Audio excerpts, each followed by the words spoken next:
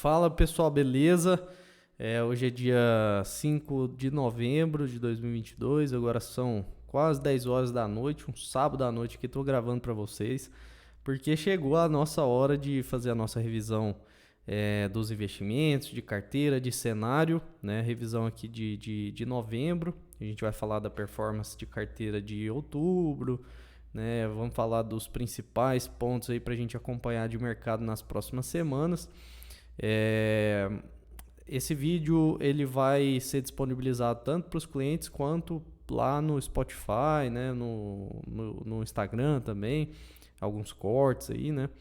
Eu não vou entrar na parte de produtos, vou falar de alocação aqui geral, vou falar de cenário, vou falar de quais foram os destaques aí em relação à contribuição da nossa performance das carteiras no mês de outubro, né, tanto positivamente quanto negativamente. Vou falar de mudanças de alocações.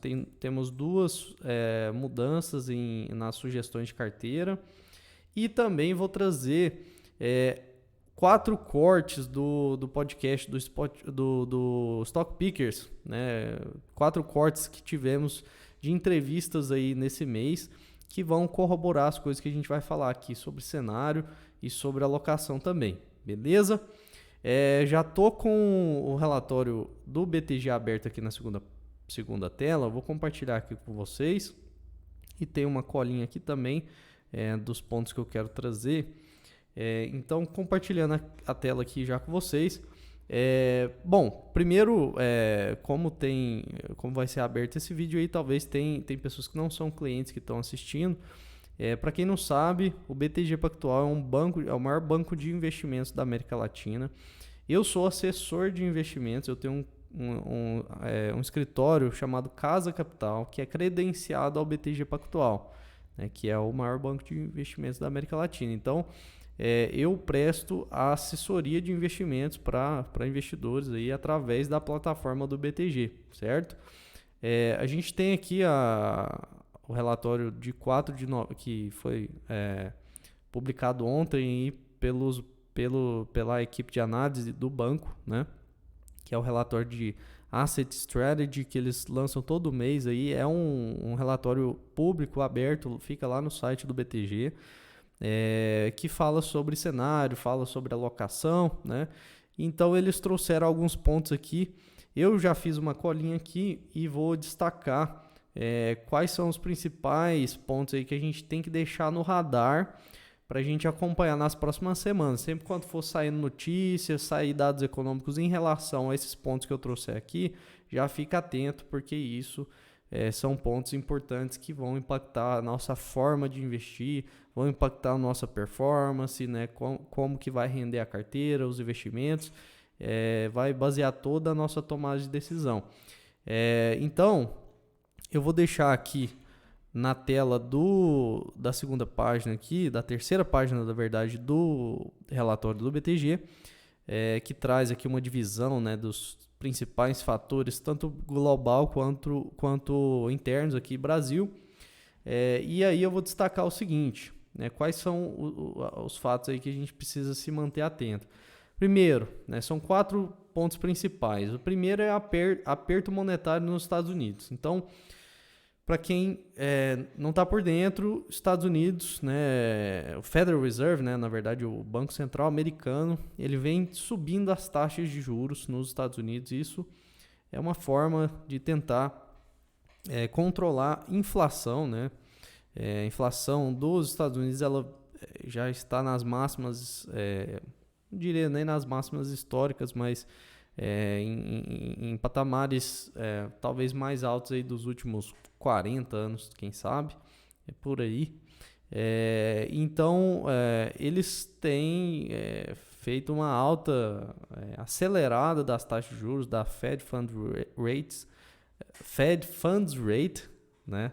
Agora, na pronúncia correta aí, que é a principal, é como se fosse a Selic lá dos Estados Unidos, né? Então é a taxa mãe lá, a taxa base da economia deles. Então eles vêm subindo essa taxa para tentar controlar esse cenário inflacionário. E da onde vem essa inflação, né? existem controvérsias, né?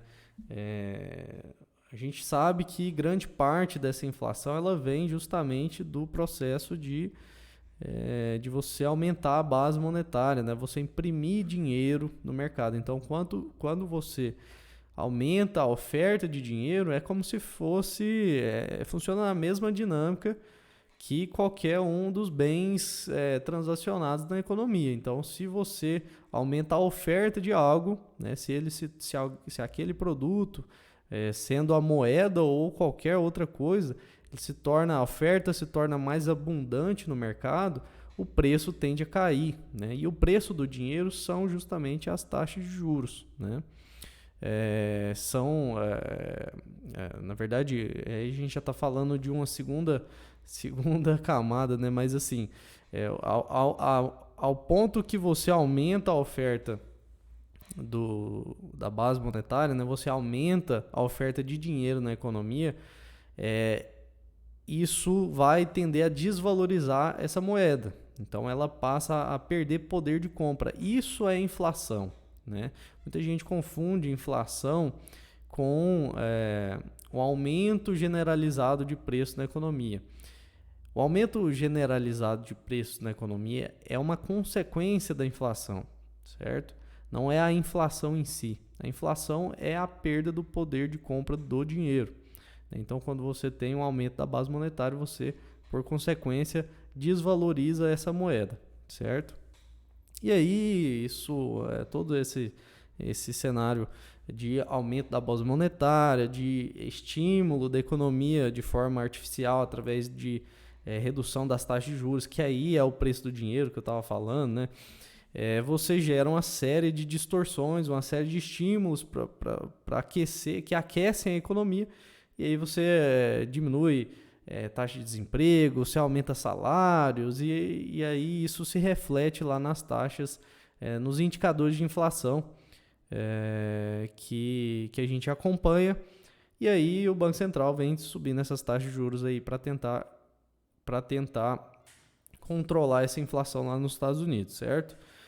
Só que isso gera consequências, né? Isso gera impactos, né? Quando você sobe as taxas de juros, você tende a desacelerar a economia, né? Você tende a reduzir demanda, né? Você tende a reduzir investimentos, você tende a diminuir a liquidez no mercado, então as pessoas passam a poupar mais, né? Ao invés de, se as taxas de juros estão altas, os investimentos em renda fixa passam a render mais, então as pessoas tendem a tirar dinheiro da economia e fazer os seus savings lá, aumentar as suas poupanças que vão passar a render mais, e isso tira a liquidez do mercado, e aí consequentemente vai aumentar a taxa de juros, e aí você tem um processo de esfriar a economia que vai gerar mais desemprego, vai gerar desaceleração na economia, podendo até causar crise aí, e também, né, o que importa mais para a gente aí é que isso impacta no valuation das empresas, né, e também no fluxo de bolsa. Então a gente sempre tem aquela alocação estratégica lá em bolsa, né, para a gente multiplicar o nosso patrimônio, para a gente ter uma boa rentabilidade no longo prazo, para atingir as nossas metas financeiras mais rápido, certo? E aí esse processo de alta de juros vai impactar lá no valuation dessas empresas, da bolsa, vai fazer a bolsa cair e afeta a nossa rentabilidade no curto prazo, certo? Então é importante aí a gente acompanhar tudo que vier de dados aí de inflação, mercado de trabalho americano, né? Se estão sendo criados novos postos de trabalho, se os números de desemprego estão aumentando ou diminuindo, isso tudo vai impactar impacta indiretamente na inflação, e também vai fazer com que o Banco Central continue subindo taxa de juros ou não, certo? Então devemos acompanhar coisas nesse sentido aí. Também devemos acompanhar qualquer dado que meça fatores econômicos de países europeus, né? Então a gente já, o pessoal até destacou aí no relatório, que a Europa já confirma sinais recessivos nesse semestre, então a Europa deve desacelerar, e isso vai impactar. A gente vive ainda num mundo globalizado. Essa não é mais a tendência, mas a gente ainda vive num mundo globalizado, então a desaceleração da economia europeia impacta aqui no Brasil, impacta o mercado financeiro e também impacta geopoliticamente, né? Agora que isso voltou a se tornar tão importante aí. Devemos acompanhar também informações sobre reabertura da economia chinesa. Então, eles continuam com a política de Covid-0, né? Fechando, tentando segurar os casos de Covid, né? Que vem subindo nas últimas semanas. Mesmo a gente está falando aí de novembro de 2022, a gente ainda está falando de casos de Covid subindo lá na China. E aí a gente está falando de um governo totalitário que tem uma política de Covid-0. E aí eles fazem de tudo lá para interromper o crescimento dos casos. E isso gera uma série de situações que que impactam em desacelerar a economia. E aí se China para, o mundo para, né? É um grande impacto na economia global. Então, temos que acompanhar também dados de reabertura da China. E em quarto e último, falando de economia interna aqui no Brasil, a formação da equipe econômica do governo Lula. Então, a gente teve aí na eleição uma mudança do governo. Bolsonaro não conseguiu se reeleger. O Lula venceu a eleição, então ele deve tomar posse aí em janeiro e deve começar a anunciar a nova equipe econômica. Então é importante a gente acompanhar para entender um pouco melhor, tentar ter uma visibilidade maior aí de quem que vai ser a equipe econômica e quais vão ser as medidas, quais vão ser os caminhos tomados aí para a economia brasileira. Isso vai impactar em taxa de câmbio, em taxa de juros brasileira também, em bolsa, né? Inclusive a gente já tem algumas coisas para falar aí em relação a isso, também trazendo os cortes do pessoal lá das entrevistas no Stock Pickers. Bom, seguindo aqui então, em relação às projeções econômicas, o pessoal do BTG mudou algumas coisas aqui, né? Mudaram aqui dados econômicos internos do Brasil, né? Resultado primário, dívida bruta também, aumentando os números aqui para 2022 e 2023. Mas principalmente aqui eu quero destacar eles aumentando a expectativa aqui para 5,50 do IPCA, né? O principal indicador de inflação Brasil para o final de 2022, e diminuindo o IGPM aqui para 1,60, tá? Para 6,80, uma diminuição de menos 1,6. A taxa de câmbio eles mantêm em 5,20, mesmo pós-eleição aí, né? E também mantendo para 4,90 para o final de 2023. A minha expectativa pessoal, né, não é a do banco aqui, para 2024 eu aumentei lá nas projeções dos clientes, lá nos projetos, né?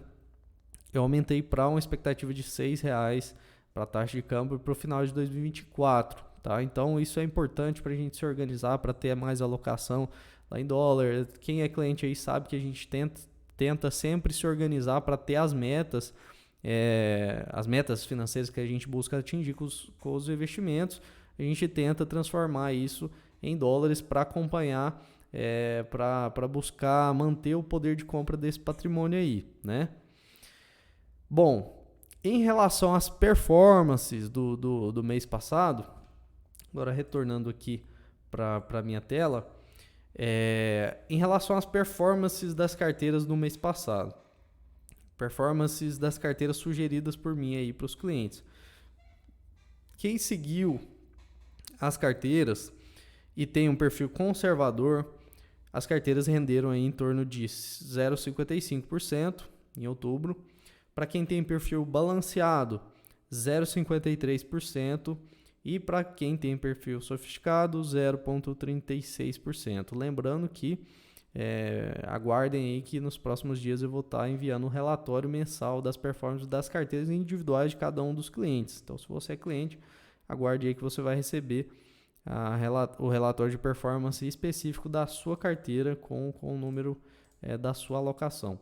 Em relação aos destaques, quais que foram os destaques em relação à alocação? O que foram as alocações que mais contribuíram positivamente e negativamente para o nosso resultado da carteira no mês de outubro? Em relação aos destaques positivos, Bolsa Americana e cripto. Bolsa Americana subindo, o S&P aí subindo 7,99% no mês. Não impacta tanto na nossa rentabilidade, porque é uma alocação pequena, mas contribuiu um pouco positivamente aí com a nossa rentabilidade. Cripto, o ETF de cripto aí que a gente mais utiliza, subindo 5,6%, e o Bitcoin, que é o principal ativo nessa cesta aí, dessa alocação desse ETF, rompendo o patamar dos 20 mil dólares no mercado aí, que era um patamar que ficou lateralizado nesse patamar durante muito tempo. E o destaque negativo é que a gente tem uma alocação bem alta em dólar, hoje, e o dólar caiu aí durante o mês de outubro 4,35% e impactou em a nossa rentabilidade ficar próxima ali de 0,5%, nos perfis mais conservadores. Mudanças em relação à alocação para o mês de novembro, na minha sugestão, na carteira base, na carteira moderada, uma diminuição de 2,5% em ações brasileiras e aumento de 2,5% em fundos multimercados. Se você tem um perfil diferente disso, seja conservador ou sofisticado, tem que ver certinho. Eu vou te passar depois o ajuste da sua alocação. Pode ser maior ou menor que 2,5% aqui em ações Brasil e em fundos multimercados. Agora, pessoal, já vou preparar aqui o navegador na segunda tela, porque eu quero trazer, a gente falou aí desses principais pontos econômicos, de carteira. Eu trouxe aqui 4 cortes de entrevistas do Stock Pickers que teve no mês passado, que corroboram aí o que a gente vem falando, e é legal para a gente poder ter uma noção melhor do que os gestores estão pensando, o que o Smart Money está fazendo aí no mercado, Já compartilhando a minha tela aqui, então, eu tenho o primeiro corte, do Paulo de Sora, da RPS Capital, falando sobre as estatais, aí, qual que está sendo o posicionamento deles em relação, depois das eleições, depois que o Lula ganhou, quais que estão sendo as posições deles em relação às estatais e empresas brasileiras, Vamos ver aqui.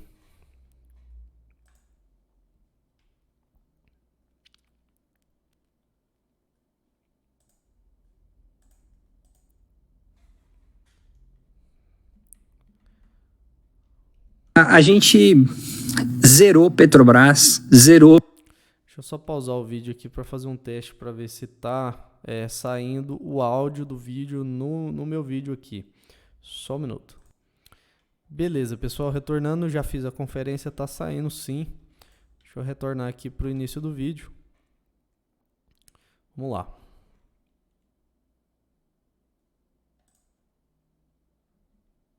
A gente zerou Petrobras, zerou a coisa mais barulhenta.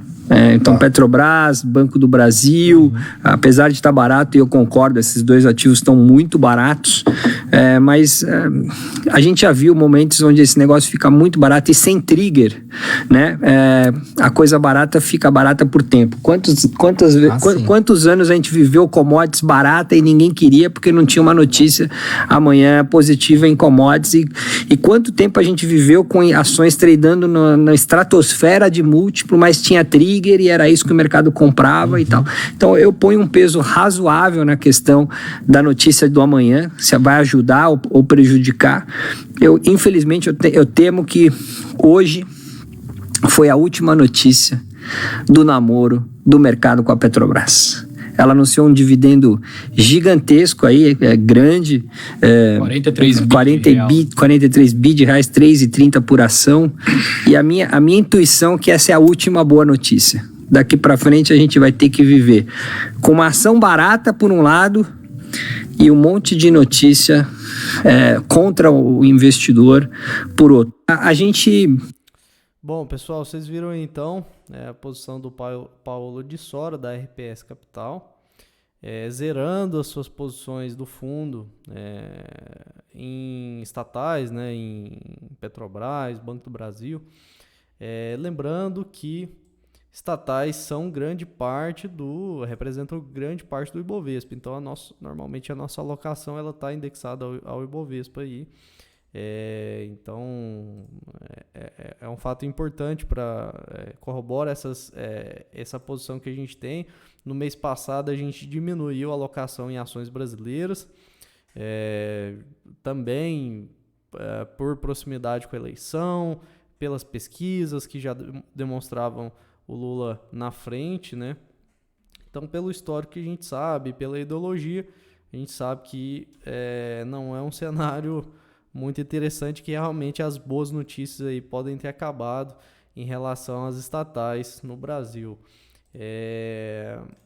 Então, seguindo aqui, eu tenho mais o segundo corte, que é o Bruno Cordeiro, da Capitalo, falando das 3 etapas de bear market. Então, o que significa o bear market, né? Para quem não sabe, aí, no mercado financeiro a gente tem aquela metáfora... A gente tem aquela metáfora do... Metáfora não, tem as duas figuras ali do lobo, do urso e do touro, né? Que o bull market, né, que é o do touro, é quando o mercado está em alta, né? Está subindo, o mercado de ações principalmente aí, porque o touro ele ataca para cima, né? Então o bear market, que é o mercado do urso, é um mercado de baixa, né? Então, ele falando aí, a gente vai ver o Bruno Cordeiro, da Capitalo, falando sobre as 3 etapas do bear market, que tem muito a ver com esse cenário de altas de juros que a gente tem falado, por isso que eu falei que é um dos pontos principais aí para manter no radar. Vou colocar aqui para a gente ouvi-lo.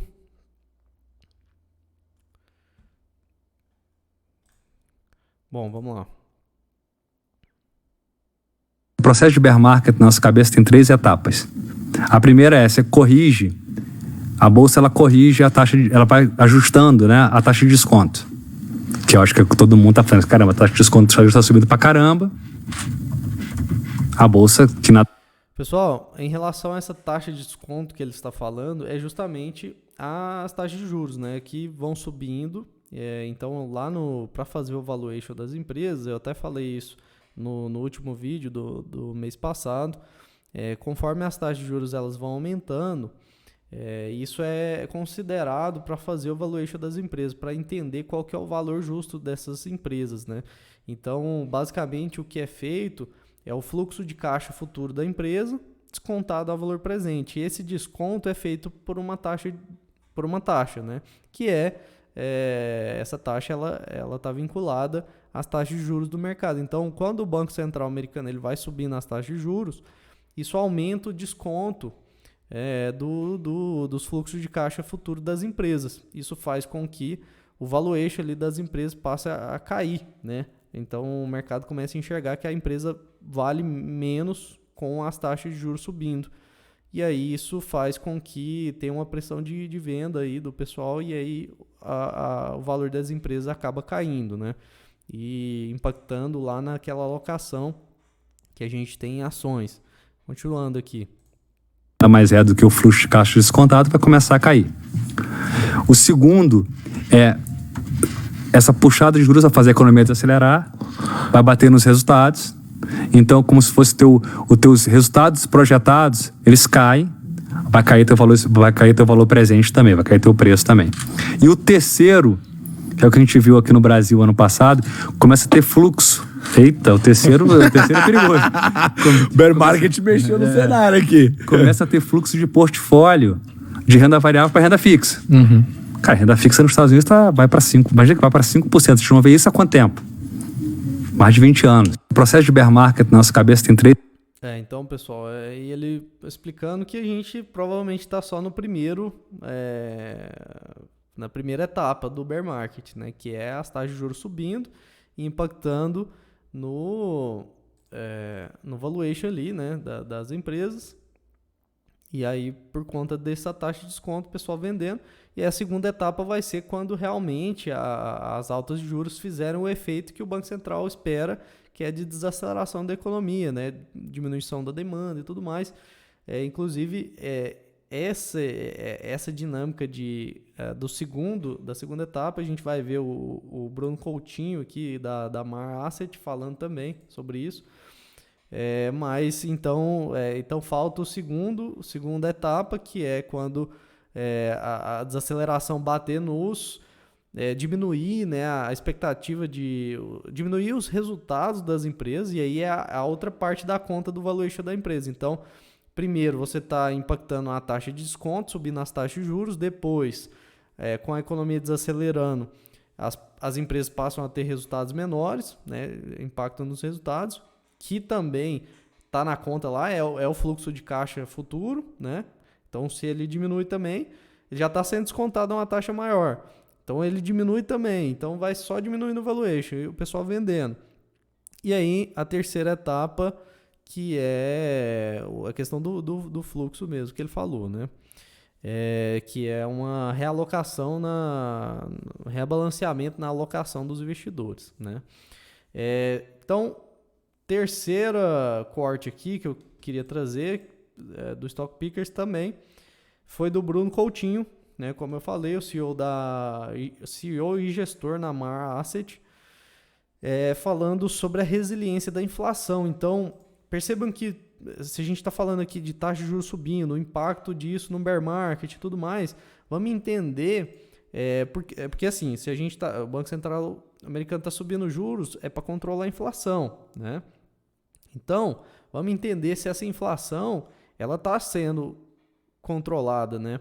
Ele fala sobre a resiliência dessa inflação e como que pode ser que essa inflação não está dando sinais de já estar sendo controlada, e isso pode impactar em o Banco Central tendo que subir ainda mais os juros, mais do que o mercado espera. Vamos lá. Ao invés de olhar para o resultado do modelo, a gente se faz a pergunta de por que o modelo foi criado. Em que momento ele foi criado, para resolver que problema? Qual era a intenção do cara que criou esse modelo? O que ele estava tentando resolver? E a gente volta lá, no básico, e fala assim, o cara pensou esse modelo porque tinha uma identidade de coisas que tinham que ir acontecendo uma depois da outra que daria o resultado final, né? Vou usar o exemplo. O juros sobe, as condições monetárias apertam, a demanda cai, né? A curva IS, que os economistas chamam, mas a demanda cai. Quando a demanda cai, o desemprego sobe. Quando o desemprego sobe, o salário cai. Quando o salário cai, a inflação diminui. Então, o processo de subir juros e a inflação cair não é automático. Ele tem várias etapas a ser cumpridas. Só que o modelo, você fala assim, o juros subiu tanto. Aí ele fala, a inflação cai tanto, né? Porque ele atravessa todas essas etapas. O que a gente fez foi assim, não, calma aí, esquece o modelo. Vamos olhar cada etapa uma por uma. E a primeira etapa, que é necessária ser percebida depois que os juros sobem, é a demanda desacelerar. E não tem demanda desacelerando em lugar nenhum do mundo, assim, ainda, né? Ao invés de olhar para o resultado do modelo, a gente se faz a pergunta... pessoal, então ele falou aí sobre as etapas, né, as etapas, então, desse controle da inflação, que depois dos juros subirem, então, você teria as condições monetárias apertando, né, aquela questão que a gente falou da economia esfriando, e aí você tem uma diminuição na demanda, né, para depois, então, aumentar desemprego, queda no salário e a inflação diminuir. Então, essa primeira etapa, né, não se tem tantos sinais essa primeira etapa, que é a queda na demanda, ainda não se vê demanda caindo fortemente no mundo. Então, mais um sinal aí de que pode ser que essa inflação esteja muito resiliente aí e que só que talvez a taxa de juros americana subindo até 5,5%, 5 e pouco, não seja suficiente para controlar ela, né? Então, vamos pro quarto e último corte lá do Stock Pickers, que foi um corte da entrevista com o Márcio Fontes, que é da Asa Hedge, que está com uma rentabilidade excelente no ano aí, falando também da resiliência da inflação e da desglobalização, né, que é isso que a gente vem falando aí, de fatores geopolíticos. A gente falou bastante sobre isso, sobre as guerras, né, no mês passado. Então ele fala um pouco sobre isso aqui. Vamos ver.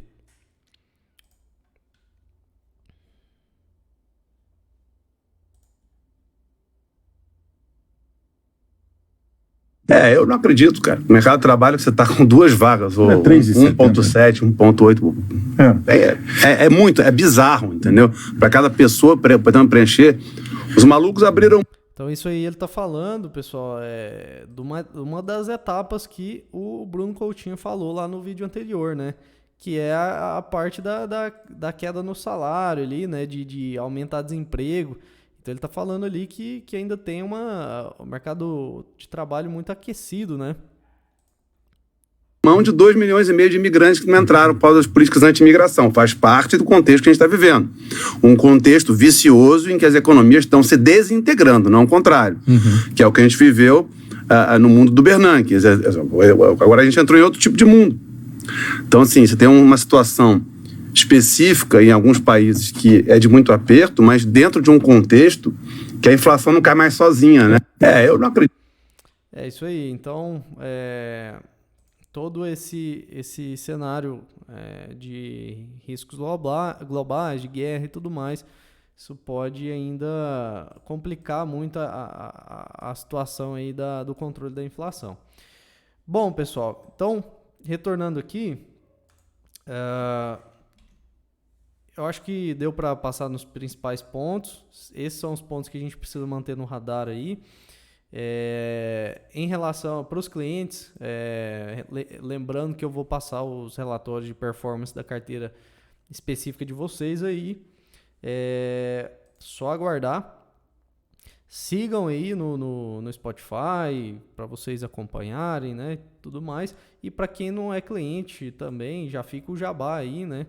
Se você quer ter acesso aos produtos específicos, né, a sugestão de carteira, a alocação específica que eu faço, quiser fazer um processo de assessoria comigo aí pela Casa Capital, lá na plataforma do BTG Pactual, que a gente faz todo um processo de assessoria traçando suas metas financeiras, olhando todos os seus objetivos e necessidades financeiras, e acompanhando isso mensalmente. Inclusive, esse vídeo é uma parte desse processo.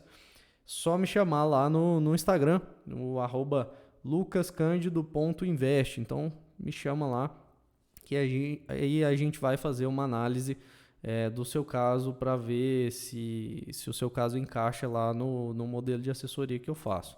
Beleza? Então, por esse mês é só.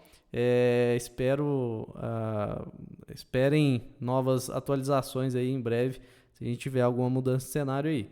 Beleza? Um abraço e até mais.